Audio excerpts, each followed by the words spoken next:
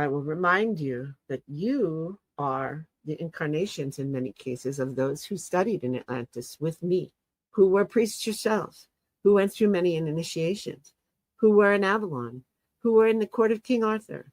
You have all experienced this before, and you are the way showers. You have been. Please enjoy this excerpt of one of our TAG Mentorship Membership weekly lives with Sound Waves Heal Master Practitioner channels and healers. Hi there, everybody.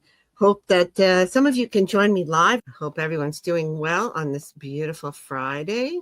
Can't believe we're halfway through November already. Hi, we got Lauren and Alex. Oh, that's exciting. Okay, good. If you don't know who I am, my name's April Lindevald. I've been with Rachel's tag group since it almost started many years ago. And I've been on the tag team for almost that long, channeling Merlin, after I learned how to do it in her class. I've already put a little protection around us, and I'm going to do it right now again. I have us in a bubble, which is guarded on all edges by the great archangels. On the top, Metatron and Seraphina. On the bottom, Sandalphon and Shekinah. Around the edges, we have Gabriel and Hope, Michael and Faith, Uriel and Aurora, and Raphael with Archangel Mary and Ariel. And Azrael is coming into the bubble to help us channel and be very authentic and truthful about what's coming through.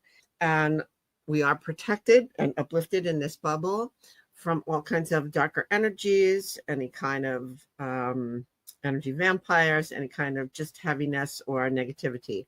So we are protected while we are completely open to receiving wisdom from the cosmos and from the high vibrational beings, and we are protected from any interference. And I had spoken to Rachel about how she was interested in the early days when I was first learning to channel Merlin. And of course, Merlin, he is the great wizard from the King Arthur's court.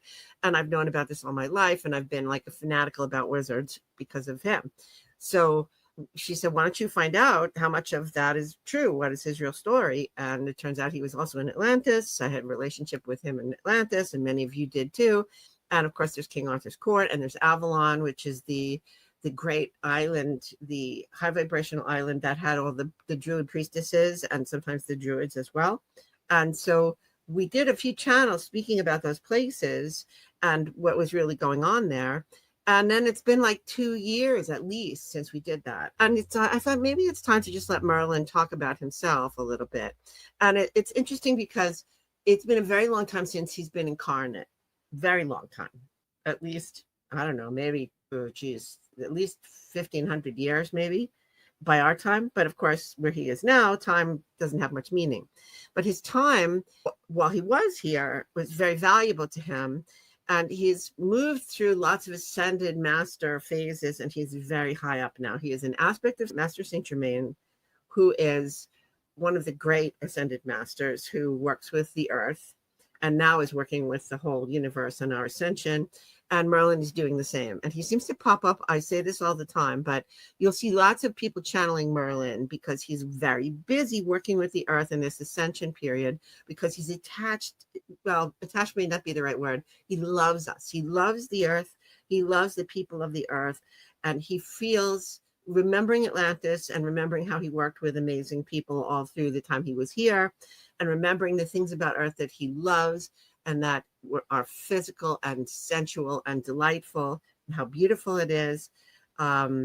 He wants to help. He really wants to help. And he also wants to help us all wake up and understand who we are, the lifetimes we've had before, the beings we've known before, who's helping us now, and where we're going, where we are headed. So he's very close to us, and he wants to let us know all kinds of teachings about who we are and where we came from and where we're going, and also how we can leverage this world and how we can put more joy in this world and how we can manifest better. Because after all, we are he's a wizard to us, and we are the wizards to be, and we are learning to be wizards under his tutelage. And that means we can manifest, and that means we can we are not trapped in a world that is three-dimensional and is intransigent, you know, that we can change things, we can make magic, we can morph things, because it's not as solid as it seems. Hi, Ashley. I'm so thrilled that some people are here live. And I know some people do watch these channels afterwards on replay. And I'm protecting the screen now. Your side, my side, and everything in between. And in perpetuity, whoever ever watches this is going to be in protection. And it's going to get the same energies. All right. So I'm going to let him take over most of this. He's probably got a lot to say. And I promised that I would not interfere. So I'm going to let him speak about this. He's kind of excited about it. And those memories may be far off, but they are, like I said, dear to him and very vivid. And maybe there'll be much you recognize and maybe some things that will be new. And I don't actually know everything that he's going to say. So, all right, here we go.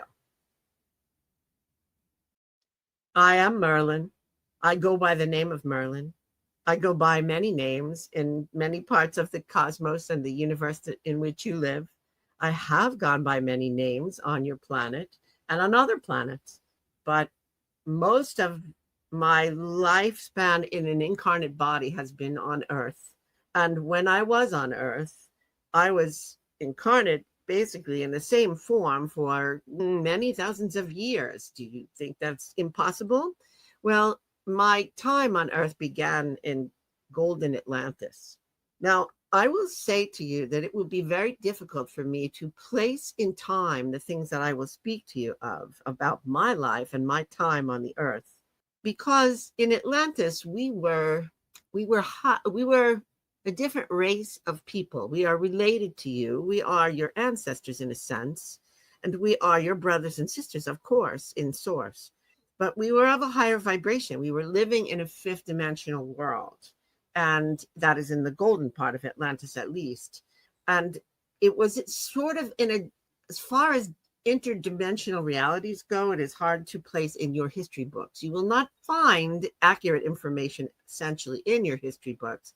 And it is hard because I am not in time now to place this in terms of the history of your Earth, because your Earth is much older than you believe it is. And your science does a wonderful job of placing some things, but sometimes they are not back far enough. There were many beautiful things that happened before the fall, so to speak. And most history is not determinable by your scientists yet before the fall. And the fall was the fall of Atlantis, but it was also a sort of a real shakeup on planet Earth. But I will not go too far into that, except to explain to you that you will say, what year was that? What time was that? Where was it? Where was Atlantis? How many thousands of years ago was it? And I cannot put a pin in that for you because it sort of remains outside of your calculation ability. I know that sounds like a cop-out, so to speak, to use the vernacular, but it is the truth. It is Atlantis exists, and King Arthur's court actually exists, and Avalon exists in a time and a space that is outside of your comprehension. And yet, how beautiful a memory many of the people carried forth somehow in your DNA is a memory of the things that happened in those places, because they were important times where important things happened, and they did happen, and I was there. And of course, what you know about King Arthur's court comes mainly from the writings of people who were in the age of chivalry, so to speak, in 1100s, 11 and 1200s in your historical timeline. And they, however, were channeling and remembering stories that they had heard, that they had not lived through, but that they had heard, which they assumed were of not that long before they came into existence. And then later scientists tried to place it during the fall of the Roman Empire in Britain, which was in the 500s. And that was not correct entirely either. It was more correct, but it was not exactly correct, because the King Arthur that I was before that, even in a different time and space. And so they were remembering, they were tapping into a gleam, a spark of memory of important moments that happened, some of them from their past lives, some of them just from the human DNA, the group DNA of history, which is imprinted in humanity. And so do not try to prove the existence or the truth of what I tell you by finding in your carbon dating or your historical records anything that will actually prove any of it. What you will find is writings from people all along who remember in their minds and in their imaginations that these things were so. And so I will tell you, my existence as an incarnate soul began during the golden age of Atlantis. I had a birth and growth and a youth. In my youth, I was the child of two very advanced, high vibrational, and very loving parents who were dragon masters. They worked with the dragons. They partnered with the dragons. They understood the dragons, and they taught me much about that. And I grew to be very much a dragon companion and dragon master myself, which took a great deal of time. But I also had many other interests. And in Atlantis, we started off by having very long lifetimes.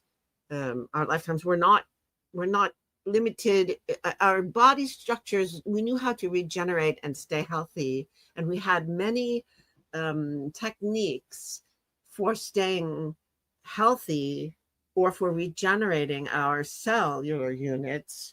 There is a channel that was done several years ago called the 999. And I do believe that it is on the YouTube website where your mentor Rachel has put it, because it was a very important channel that told about an experience in Atlantis of how the people could regenerate their bodies and thus live longer and healthier and more productively and stay youthful in appearance and also in function. And I knew all of that and also had a head start on you as far as being able to. We were living, you understand, in the fifth dimensional where you are headed. And so our bodies were not as dense to begin with, and they did not deteriorate as quickly, nor did they respond so profoundly to interference of toxins. And, well, there were not as many toxins and things as what you have now in your world. So I had many hundreds of years in that golden age of Atlantis to mature and to learn and to work with things. And I was a dragon master. I had many initiations into sacred and arcane wisdom, spiritual wisdom. And we had many teachers of spiritual wisdom, and we had visitors from other galactic places, and we had visitors of dragons and unicorns and even angelic beings who would come now and then to assist us and to teach us and to intermingle with us. It was a very exciting and uplifting and loving time. And we interfaced with many, many kinds of beings, and it became like normalcy to us. And from it was built beautiful cities in a beautiful place where the sun shone so beautifully, where there was ample room for growing food, crops, where there was a reverence for all life, so that we did not consume flesh, or we did not, in that time at least. Later on, fish became a staple food, but not in that time. In that time, we had respect for all life, and we did not consume flesh or kill things in order to eat. We took our nourishment from plants as they were willing to give it to us. We held them sacred. We had a relationship with Mother Earth. We honored her in many ways. We learned from her, and we interacted more with nature and Mother Earth. There were actually, the unicorns were able to converse with us, and the dragons as well. The animals, we had a relationship with the animals where we at least understood one another. They may not have used language of words to communicate with us, but there was much more of a simpatico and a fellowship and a companionship. And yes, we did have companion animals who lived with us in our homes and our dwellings, and we held them in great esteem, and they taught us things, and they provided wisdom.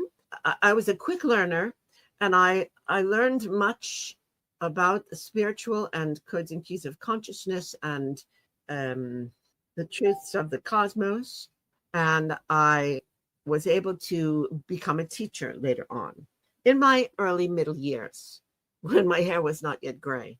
And I really reveled in being a teacher, as I still do. Many of you were students of mine and later interns, and some of us worked together as priests and priestesses.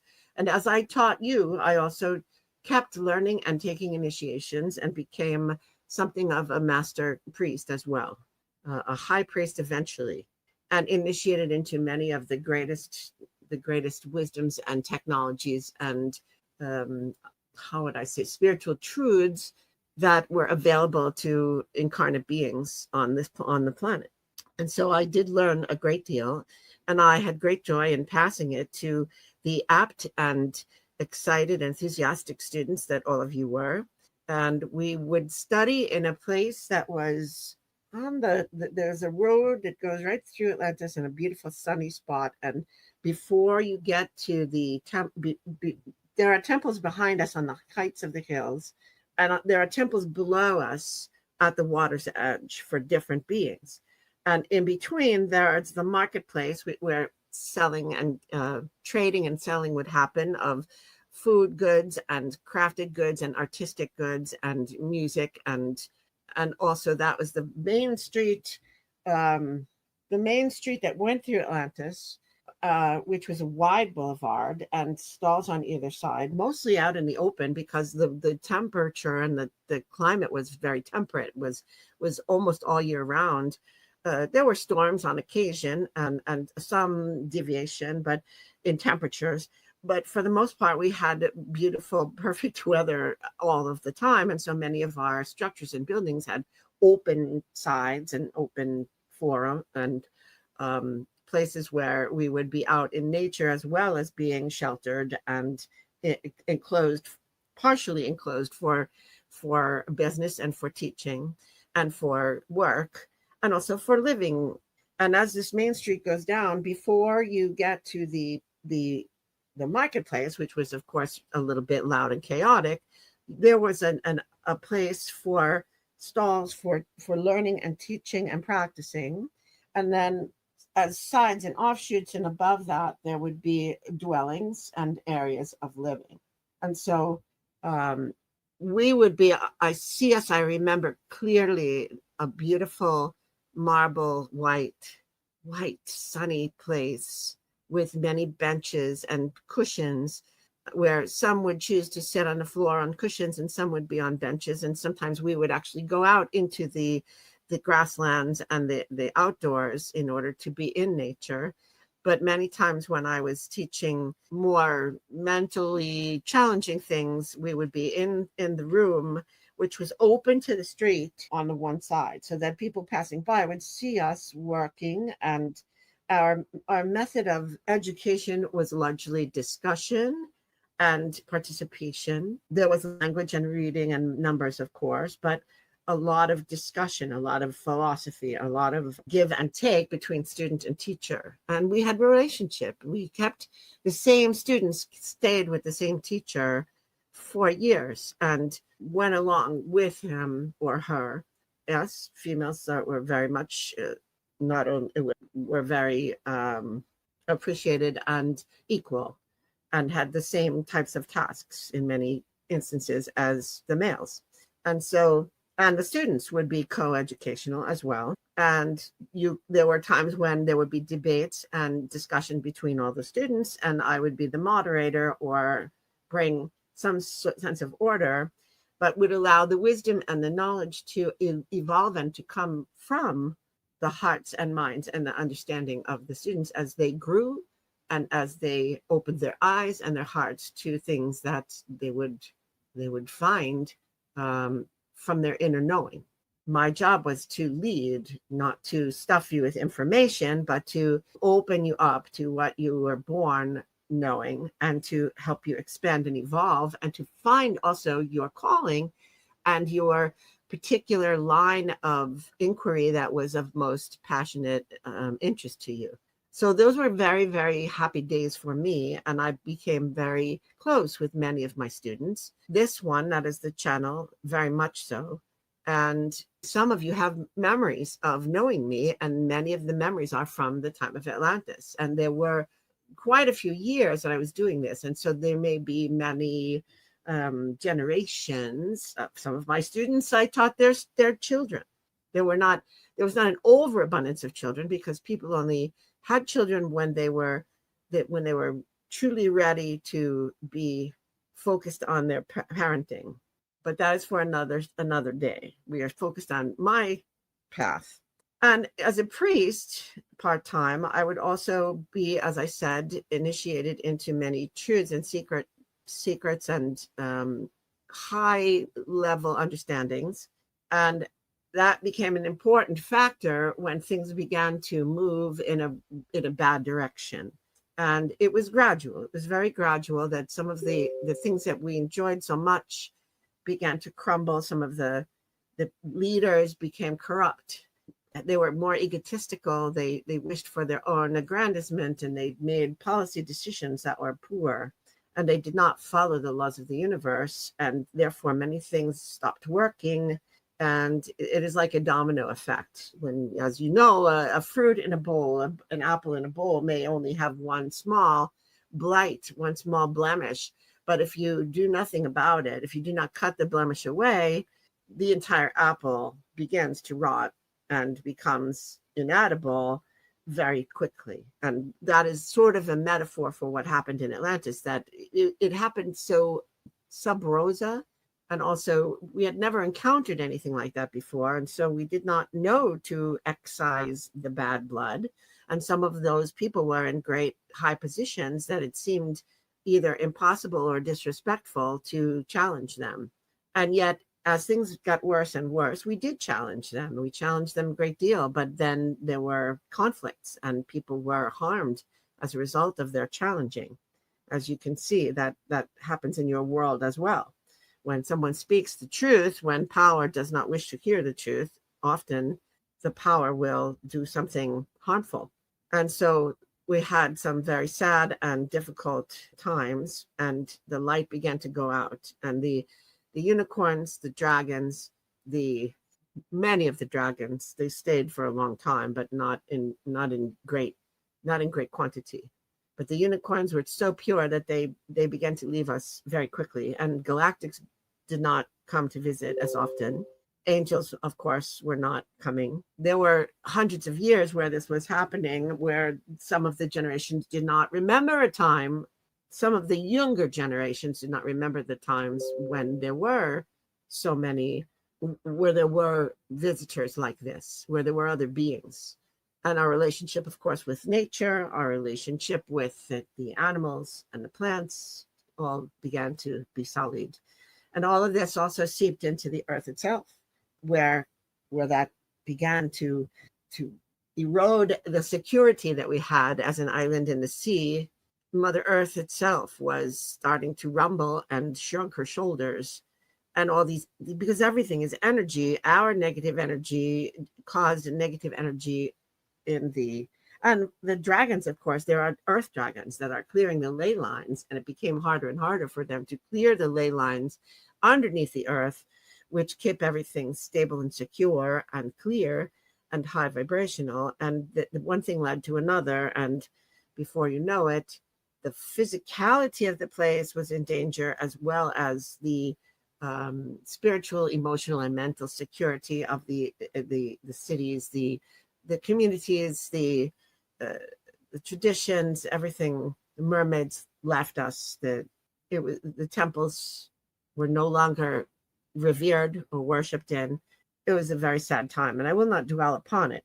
But there were a number of us who finally realized that it was too late to reverse the course of this, that things were going to follow through to their unfortunate ending, but that there was so much wisdom and knowledge and healing techniques and everything that you could imagine that made Atlantis wonderful.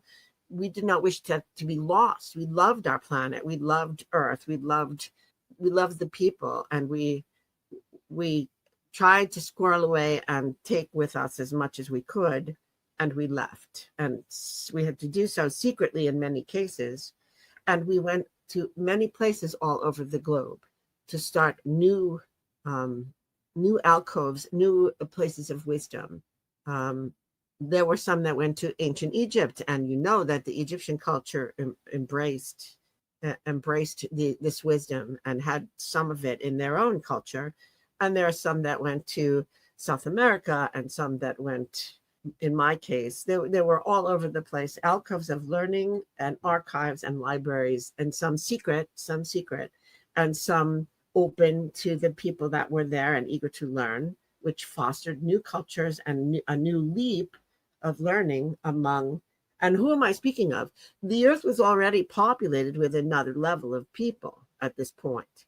There were humans that were denser, three-dimensional humans, and they had not evolved out of their basic survival mode, if you know what I mean. They had rudimentary spirituality and understanding of who they are, and mostly attention on survival.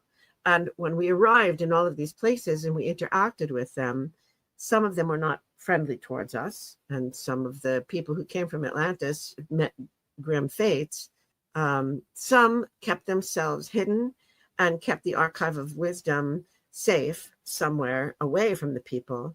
But in some cases, the people were eager to learn, and we partnered with them and shared. And Egypt was one of those places, and there were places such as the Incas and other cultures that you can imagine were very ancient cultures who, in the Far East, yes, in China, there were cultures that began to interact with the Atlantean refugees, and it lifted them to a new level of understanding, a new vibration, and it made them make quantum leaps in their culture, which is how your history began, with these great cultural centers, which were seeded by Atlanteans who came. And in my case, several of us came from Atlantis and went to the Isle of, what you now call British Isles or England, some to Ireland. And we actually made Stonehenge. And when we raised it at first, it was beautiful to behold. It was a great temple to the sun and a calendar, and it had other purposes. There were energies that it was aligned with the energies, with cosmic energies, and made it into a sacred space where rituals could take place and learning. And it was colorful. It was not just white slabs of stone. It was in colors, and it was also a hopeful landing spot. We hoped that it was big enough to be perceived by any Galactics who would still wish to visit and interact with us, which happened very rarely, but we were hopeful, and it did happen in the beginning.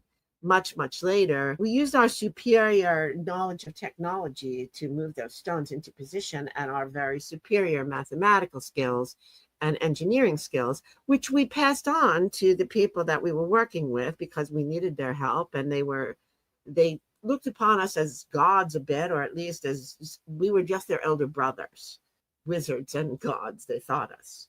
But we were repositories of knowledge, basically.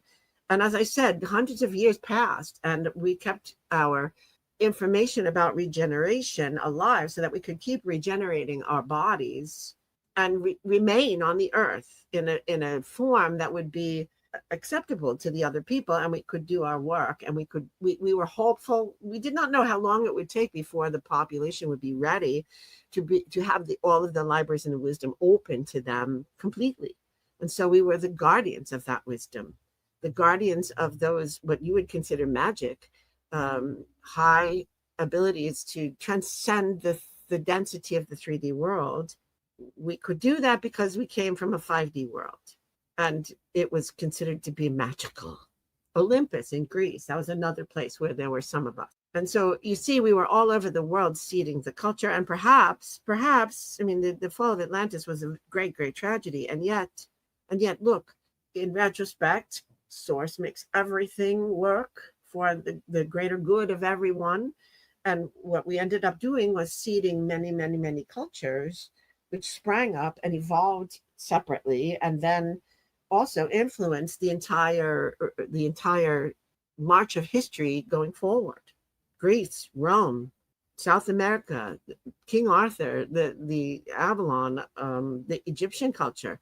These are all high parts of your evolution as humans, and most of it came from our touch on the evolving civilizations that we encountered as we spread across the globe. And so Stonehenge was one of our creations. There were many others, and there were many copycats that, as people understood what we were doing, they would raise their own standing stones for burial sites or for cosmic work. As things went on, though, much later, some of the people who did not understand completely did do sacrifices of animals and even humans in the sacred spaces, which was a perversion of everything we had brought them there for. And those sorts of druids we disavow. Those are not the druids. We called ourselves druids. We had to have a name. And we were the Atlantean guardians of wisdom, male and female. But when we integrated into the cultures, we had to. Some did not understand completely. There were those who only understood in part and ended up instituting things that were abominations to us much later. But that was another dark period. On a 3D planet, it is very difficult to keep everything. There's always the temptation to slip into the density and the emotional density that the 3D planet provides. It is part of the adventure here, but it can also be the downfall of many societies and many people because they succumb to the power of fear and lust and sensuality and forget who they truly are and what their mission on the planet is supposed to do for their souls. Again, I digress, but we did this, and we also created on the Isle of Avalon, we created a beautiful sanctuary, a spiritual center, and that was the repository of the wisdom we had brought with us from Atlantis. And in order to protect it from humans who were not advanced at all, warriors or pirates or any other thing, we created illusions to protect it, which stayed in place for many centuries. As you have heard, the stories of people having to come to Avalon was only accessible by boat. And when you looked at it from across the river, you would see nothing. It would be a blank island because we had placed illusions around it, which would reflect that back to the viewer, unless they were invited to go through the mists in the boat, past the illusions, and visit the actual buildings of the Druid monastery and the sisters, the nunnery, I suppose you could call it, although that's not what it was, the Sisters of Avalon, the female version, and the gardens, the libraries. There was it was actually a very large island with a vast amount of information. It was self-sufficient, so that there were animals and plants. There were gardens and herb gardens and food gardens and beautiful flowers. There was medicinal gardens, of course. There was a library that included scrolls and books and every kind of way in which we could preserve tools and implements and healing instruments that we took from Atlantis originally, books from Atlantis. Every kind of wisdom that we could preserve there. And as time went on, we realized that because of the fears and the doubts and the traditions and the cultures of the people we were working with, that there were so few of us, and we wanted to help integrate into the communities and raise them up. And so we looked for candidates among the 3D humans that were interested in such things. There were many who were born who were of greater than usual understanding and desire to know their souls, and we would invite them to become applicants to live and work with us in these places as priests and priestesses or acolytes at first, of course. And we realized because of the culture we were dealing with that we would have to separate the males from the females. That it would be easier for them to focus and learn if all of the women were together and all of the men would be together in the druidic, in the warlock sort of area. Now, that does not mean that there was there was not an absolute necessity for celibacy. We did not necessarily believe that celibacy was uh, necessary for learning or for evolution or for the soul's evolution, but there is a certain distraction involved with the pleasures of the flesh when they are just pleasures of the flesh, as opposed to true loving connection. And there are levels, and so there are true loving connection between people who are bonded.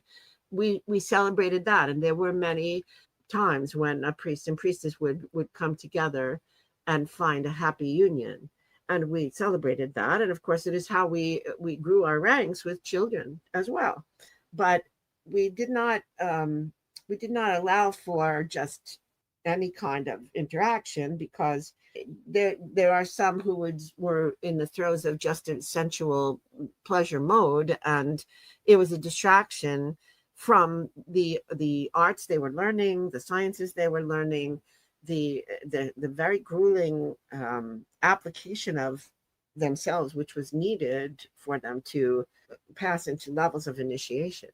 And so we frowned upon just simple fraternizing, but we did not at all prevent the bonding of true loving pairs. So, but there was a separation in how we worked things. And so I did not always spend time. There was a one of us was the first, what you would call the abbess, the head high priestess of the first Avalon group. And you've read so much about those who have channeled or remembered information from that time. The Marion Zimmer Bradley, the author who wrote so many books about Avalon and the priestesses there, she was channeling, basically. She was remembering. She had been there in another lifetime and did not necessarily know that, but she spoke as if she knew from a firsthand experience. And so what she has written is often very close to what was true, often very close, not entirely 100%, because she was an author and would embellish or add a personal story, or put it in context of a historical vision, but she was remembering much of what was actually true, much of the heart and soul and the ethics and of course, because as we went along, over time, many of the Atlantean refugees retired, and we could keep regenerating our bodies, but there were some who wished to move on to energetic bodies or spirit and did not wish to do this anymore. And so in time, and some also that met with their bodies would meet with accident or illness that they could not overcome. And so most of them eventually went on to a different level of high vibration. And by that time, they had trained people in the 3D world who had a foot in the 5D world and were highly trained and skilled and understood the sacredness and could pass that on. And so there was a time then when almost all of the druids and the sisters were all from the real human population, the 3D human population. But there were all those who had searched and worked and had many initiations and were very educated and were able to maintain a very high level of community, of love, of spiritual connectedness and healing abilities and wisdom. And so people would start to come to them to seek wisdom and healing as well. And they went into the communities and gave of themselves for healing and for wisdom and for teaching. And that helped see the rest of the population and raise that up as well. But we always kept Avalon itself protected so that it would never be assaulted and lost entirely. And of course, because we're now dealing with 3D personalities who had more ego than we used to have as Atlanteans, there were sometimes some scuffles and conflicts between the people who are in these monasteries and places. When you deal with egos, there is always a desire for power and always fear. And not always can be overcome by meditation or by opening the heart and soul the way we taught. And so occasionally that would happen, but usually at some point the ship would be righted by someone with a clearer view, or the participants themselves realizing that they had descended into a lower energy and wishing to fix that. Or in some cases, there were great. There were some people that needed to be removed. But anyway, this was a period where I worked very much to make sure that all of this was established. And I had friends for a while, but I was one of the last to stay. I loved the earth. I loved the people. I was excited about their evolution and about how we could reach out and touch them and raise them up and have the ripple effect of having the wisdom and the knowledge and the understanding of Atlantis come through the entire population through us, through our efforts. And so I stayed as long as I felt I was needed. And during that time, I was no longer needed to be always at Avalon itself. And I saw a need in the outside world where there was a young king. Well, there was not a young king. There was a king who was on the verge of dying, actually. And there was going to be chaos. This part is true. You have read about this. There was a king who had done a great deal through some wisdom and warrior skills in uniting many of the fighting factions that made up Britain at the time. There were many clans and they were all fighting one another, and there was a lot of chaos and carnage. But this king was strong and powerful, and he amassed wealth and fealty of many people, and he had gathered together the clans and made a bigger society. But he was on the verge of dying. And there was a question about whether things would then go back to being chaotic again. If this one powerful person would be out of the picture, would everything fall apart? And I sensed a need, and I thought perhaps I could appear on the scene and be an advisor and help move things in the proper direction. I suppose there was somewhat of ego on my part there, thinking that I could truly control everything and move it in the direction I wanted it to go, which was, again, human ego to a point, but also the desire to truly help and truly raise things up and help to illuminate the people of Earth and help them choose their own way, but choose the path that would bring them the greatest peace and joy and prosperity and thriving. And so I appeared at the court. I appeared as the wizard you know me as Merlin. And I became famous for being able to do amazing things and for my wisdom. There's a legend. By this time, my body appeared to be old because I was wanting to be seen as a sage, experienced counselor. But there's a legend that went around that I was living my life backwards, because there was on occasion, for my own comfort and energy levels, I would use the Atlantean techniques to youthen myself, especially to regenerate my cells. And so there would be times when I would look young, old and feeble, and then someone would see me later on and I would look young and younger and heartier and stronger. And they would say, my goodness, he must be living backwards. Well, in fact, all I was doing was allowing myself to be regenerated by crystals and energies and angelic intervention, which I knew how to do. There is a limit to how long you can do that, but I pushed the limit as far as I could because I felt a need to be there where I was. I did not wish to abandon the people of Earth. I did not feel they were ready yet to take the reins all by themselves. And so, but I made a pact that I would help a new leader who was heart-centered and who had the capacity for wisdom and strength.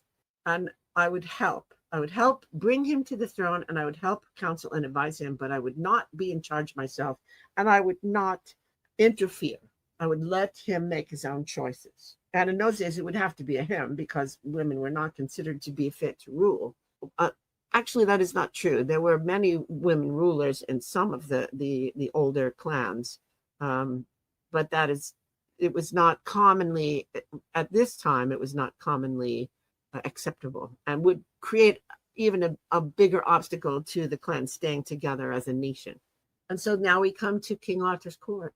You know the old stories. They are exaggerated about how Arthur was born, about how there was deception involved. But I have never been, I am a wizard. I have magical abilities and I am a high vibrational being, but I have very high ethics, of course, and I would never deceive someone on purpose.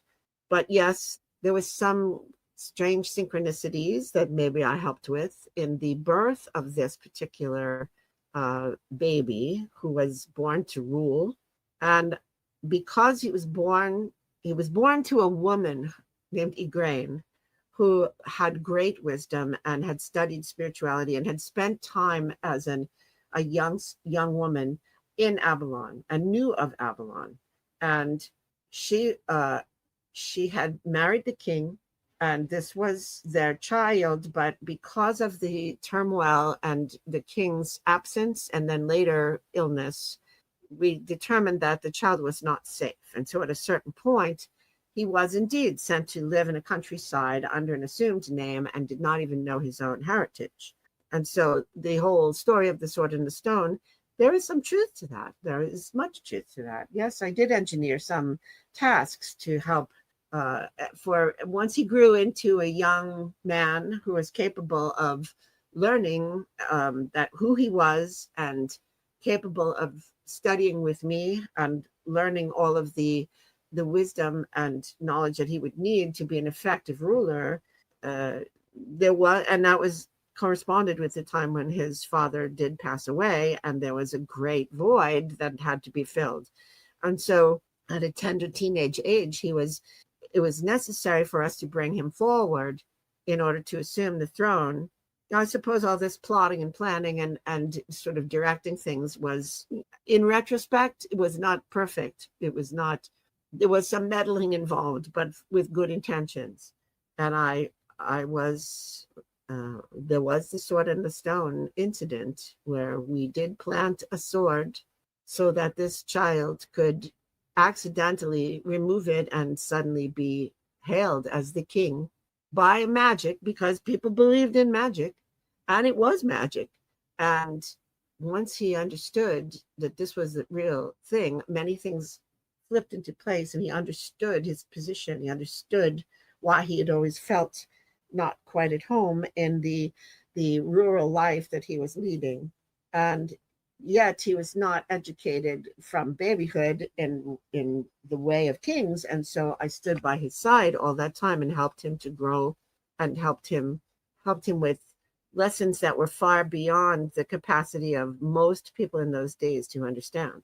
So yes, I was his tutor, his teacher, his mentor, his friend as he grew up. And as far as the King Arthur's court goes, because our time runs short now, I will say that much of what was put forth to you and what was channeled and remembered, much of it is true. Arthur was a very wise and heart-centered ruler and tried to build a society which was based on love, community, sharing, non-violence, which in that time was ridiculous because everyone thought that violence was the way to achieve any kind of power at all. And so for him to try to teach a number of people that violence was only a last resort. Now, many people have now tried to assign Arthur the moniker of warrior king who squashed the Vikings. This was not entirely the time frame we were talking about here. There are others that they may be conflating my Arthur with another king who rose up and united the clans again later to chase the Vikings out.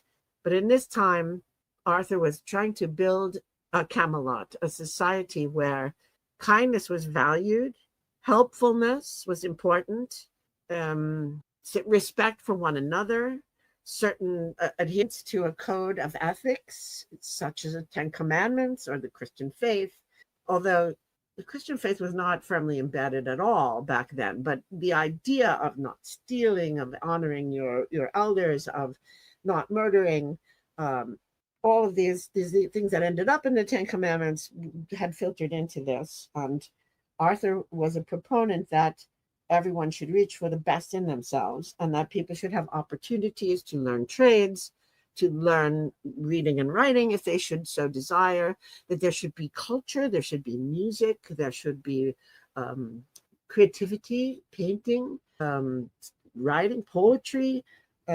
This is very ancient, you understand, in some ways. And so we're not talking about the flourishing of the Renaissance or the poetry even of the 11th and 12th centuries.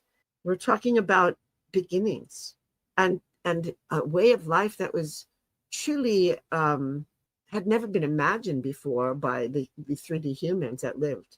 And so Arthur that is why he is so revered, because he was bringing, it is like Jesus who brought in his time and in his place, brought ideas that were judged as completely crazy. Why would you bless those that hurt you? Why would you turn the other cheek? Why would you love your enemies? But this is the way forward, the way to avoid violence and war, the way to live in peace and harmony and to thrive and to be abundant and to live in harmony with nature and with not only each other, but with the animal kingdom and the plant kingdom and with earth itself, and to have a joyful, abundant life where there's opportunity for all to achieve their highest potential and then eventually to understand the nature of their own souls. And so we were trying to head in that direction, but of course, very slowly.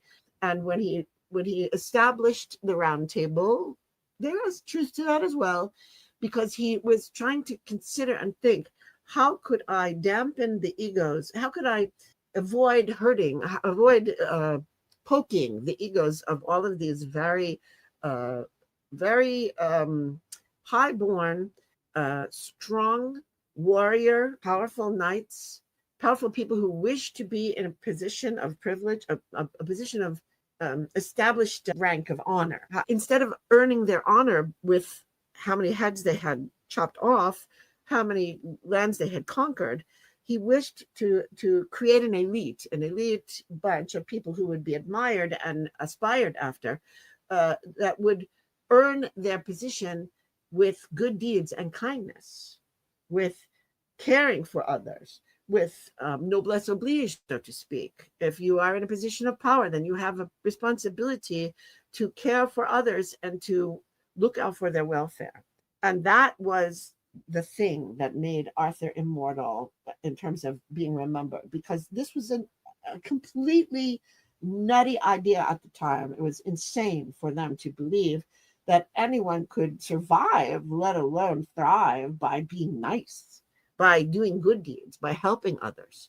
And Arthur established it for a good long time. Maybe not a long time, but a number of years. And I was right by his side, and I counseled him when he had doubts. I helped him to have the courage, because of course, when he proposed some of these ideas, there would be those who would argue with him and say that he was doing something impossible. But he did it. He created an elite group of high level, right below him. The Knights of the Round Table were just below the king, and they had privilege, but they had a mission. They had a mission to behave as moral and ethical models, to do good, to solve quarrels without swords, to be generous, to help those who are underprivileged or in trouble, to stop males from assaulting women, to lift women up. You see that, the whole chivalry idea of women as these sort of like goddesses of purity and untouchable and the fair maiden that needs to be rescued all the time. This is not exactly what the paradigm was. The paradigm was at this time, women were pressed down, oppressed, and they were baby-making machines. They were repositories for sexual appetites. They were often treated terribly, and they often were left penniless and starving as well. This was to raise them up to the position of equality with men. And it was too much for Arthur to put them in the elite bunch, because the society would not allow for that. But he was trying to encourage them to treat women with respect, to care about their thoughts, to lift them up into and keep them safe, yes, but also to listen to their ideas. Well, not all of this was translated as this went forward. It was always thought that the knights were just rescuing and keeping women as up there like on a pedestal. This was not what it was meant originally, but it was better than what had been before. And Guinevere, the whole story with Guinevere and Lancelot was not true. That was not really true, because Guinevere was a wonderful helpmate. She was also an Avalon trainee. She was wise. She was faithful. She was a good helpmate for the king. And she also helped to advise him from her heart. From her heart. He would go to her for political advice quite a lot, as much as he went to myself. And there was finally a time when I felt like I had reached the edge of my ability to stay in my incarnate body. And so therefore, the stories about Nimue being a seductress who enchanted me and then trapped me, this was also not true. Nimue was my beloved, my partner, and also from Atlantis. And we were together for a very long time. But then she actually left before I did. And there came a time when her spirit came to me to say that I had basically worn out every possible way to keep the body that I was in. And if I allowed myself to die and then come back in incarnation as a baby, the time frame would be so impossible because the need was immediate.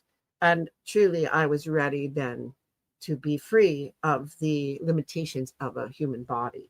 And so basically, I felt that it was time that Arthur had things well in control, and Guinevere was a good helpmate for him. The Knights of the Round Table were flourishing. They were legend, and people were looking up to them. And Camelot was in its glory. There was culture there. There were festivals. It reminded me much of my home in Atlantis. There was a moment there, a golden moment, as they speak of. There was a heart-centered leadership. There was fellowship and camaraderie. There was fairness to the classes of folk who were depending on the royalty. Well, there wasn't such a horrible divide and an oppression of the lower classes. There was a sense of appreciation that the farmers were providing food, and the builders were building, and the you understand what I mean. The craftsmen were making crafts, and the artists were being artists, and that they required support, and they were happy doing what they loved to do, but they needed to be sustained. And it all worked well for a while. And I felt it was running on its own, and that it was okay for me to move into spirit, into a higher vibration, where I could oversee from a distance. And yet, I don't know if that was the right decision at that moment, but it was really almost no choice at the moment. I've not been incarnate since. I have been perfectly happy to be working my way through the vibrational levels of wisdom and power, so that I could always turn back to assist and to guide in a different way, not in a physical way. Of course, as with Atlantis, there was a time when those from outside who had not understood what we built and the energetic level of it created problems and attacked and tried to destroy everything. There are always those who do not understand and who do not share, and therefore they wish to destroy. And they were the end of the Camelot period. But the memory of that beautiful period survived. And as strangely and as sometimes pervertedly as the memories and the stories came, became a legend that many did aspire to. And since it had been done once, others thought, why couldn't we do it again? And this is the story of your earth. Someone does the impossible, and then others are watching. And even when it dissolves, others are trying to build it again and build it better. And you are still trying. You're still trying to create a world of fellowship and heart-centered rulership and community and caring and the well-being of all, and opportunity for all, and equality and relationship with Mother Earth and with the animals and the plants and the trees, all of it. You keep trying to build this, and in many times and many places afterwards, there have been pockets and places where the light shined through, and there were moments of this. And now we are rushing to the time when it all comes together. And I know it does not seem so, because the forces of those who would just destroy are strong, and the forces of those who are trying to prevent this evolution. There are those out there are those beings who would like to see Earth stay in chaos because it suits their purposes to be in power or in control over some groups, over the whole planet. And the chaos that is caused, the chaos causes an inability of the power does not reside in chaos. And so there are those who are fighting us to move ascension forward. But we have determined, not just me, but not just the Atlantean refugees this time, but all of the forces of the cosmos and the higher vibrational beings, the source, the angels, the galactics who are already ascended, the ancient energies that work with your planet on the natural level, that are gods and goddesses. Those of us who have ascended into ascended mastery, we all are working to, we think the only solution to this, to finding a way to bring back the glories of Atlantis and surpass it so that it will not be, this time, it will not be vulnerable to decay and corruption, is to move you all into the fifth dimension. And you are ready. You are ready, but you need to make these choices yourself, and you need to spread the word so that the tipping point of humanity understands that this is the way, and this moment is here. And I could not be more proud of you, and I could not be more thrilled and more excited. And I feel like if I've played a small part in the early times and even now in helping to guide some of you and helping to encourage you and teach you again, it is my joy, because I know that you will be the hands and feet, the word, the examples, the models, the writers, the singers, those who lead the way forward. And it will be forward, because it is now set in motion and will not be stopped.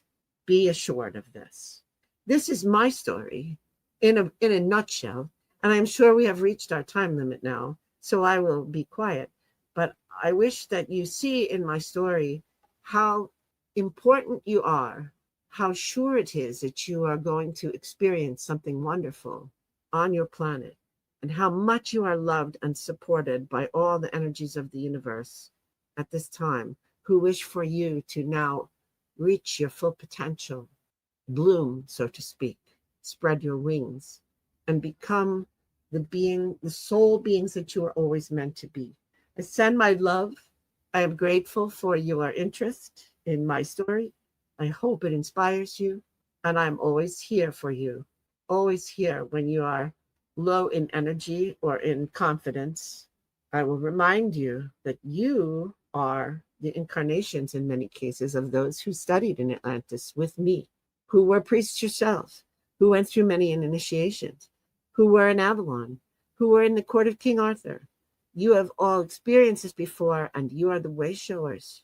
You have been there before, and you don't remember, but as you remember, you will find that you have inner strength and skills in order to recreate even better what was once beautiful. I leave you with that, and my love and my blessing. Oh my. Well, we've gone a little bit over time, but that seemed pretty amazing to me. That was a pretty amazing story. And I hope that it was really great that you all heard it sort of told in a very clear and step-by-step way to understand all of what you hear. Let me see some of the comments before I sign off. Thank you for coming. I really appreciate it. And that was very exciting. As I said, I just let him take the reins. I didn't know exactly what he was going to say. I had an inkling of most of this, but not all. All right. Okay, here we go. I'm just seeing if there's any questions. Still one of his students. Yeah, me too. Me too. But I have like this flash of memory of being in that place, that room he was talking about with the benches and the cushions and the open air and the debates we had and everything. Maybe all of us together. Who knows? Oh, Rachel was here. Okay. I hope that you I hope that you see what came out. I hope, Rachel, that you also see it the same way, and also enjoy this sort of clarification of all the incident. Yeah, Rachel says she's seen us in Avalon and many of us with Merlin. Yeah, I think he's collecting together all the people that have been reincarnated many, many times in many bodies, but we have in our DNA the memories of all of the initiations and all the learning that we had when we were back in Avalon or the Court of King Arthur or in Atlantis. Yeah, she got chills when I said all of us together. Very possibly. I mean, I feel like Rachel somehow you're kind of a magnet that kind of attracted all of us who already knew each other, kind of, or already worked together, because in group we are more powerful and we see things the same way because that's how we were trained. I'll let you go. Have a wonderful weekend, everybody, and thanks for coming. I appreciate it, and this was great fun, and I will see you again in a few weeks. Take care. This is Rachel Chamness, your host of this channel, Sound Waves Heal, and this video is a spotlight for a master practitioner at Sound Waves Heal who has completed most or all of my courses and is a master channel. You'll find a new video almost every Saturday of a practitioner or a current student, as it's my mission to empower and uplift my students.